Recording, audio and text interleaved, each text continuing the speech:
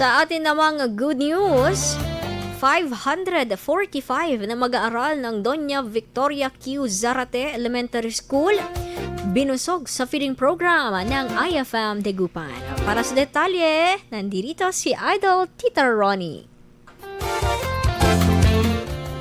Matagumpay na isinagawa ang Maria Corina Canoy Feeding Program ng 104.7 Ifmdagupan sa Dona Victoria Q. Zarate Elementary School, kung saan 545 na mag-aaral ang binusog at lumahok. Isa sa mga tampok ng programa ang pamamahagi ng mainit at masustansyang lugaw at pandesal na kanilang masayang tinanggap. Sa bawat subo ay kapansin-pansin ang tuwa at sigla ng mga bata. Patunay na natupad ang layunin ng aktibidad. Bukod sa pagkain, tumanggap din ang mga bata ng hygiene kits mula sa Shield Bath Soap at Unique Toothpaste, fortified rice at school supplies. Ang naturang feeding program ay naisakatuparan sa tulong at suporta ng Armen Foundation, ACS Manufacturing Corporation, Armen Networks, Marigold Bookstore at ng 104.7 Ifmdagupan bilang bahagi ng kanilang patuloy na advokasya para sa serbisyo publiko at pagtulong sa mga nangangailangan bilang pasasalamat sa tiwala at suporta sa mga tagapakinig. Yan ang ating good news